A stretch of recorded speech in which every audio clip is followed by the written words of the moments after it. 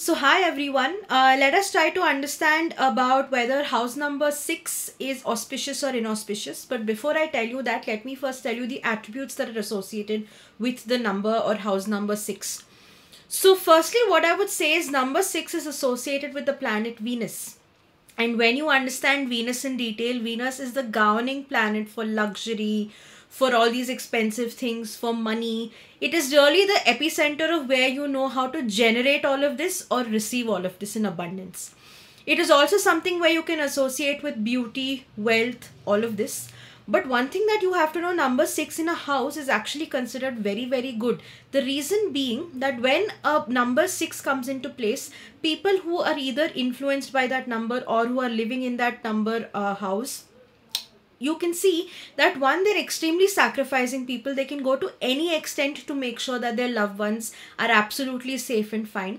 Second, this gives a sense of balance, a sense of stability, and a lot of loving environment for any having or for having a family there, for thriving in a family, especially if you're having a family of, say, a large family and you want to have a unity, a sense of compatibility, a sense of love. This would definitely prove beneficial. It is not just for a larger group of family. You can even have a nuclear family and it still can be very, very beneficial, because the energy radiated such that is that you find balance, you find the sense of calmness, you find love, you find romance, you find all the good qualities that you want out of a relationship harvested in this number.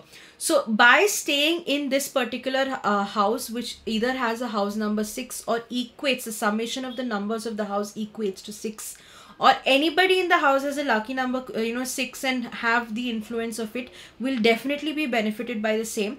So not only are they going to have all the opportunities to become, have luxurious life, to have the beauty that they wish for, or to have a balanced and loving atmosphere, but overall as well, this is going to help them improve their leadership qualities, their self-esteem, and they're going to become better individuals and loving individuals.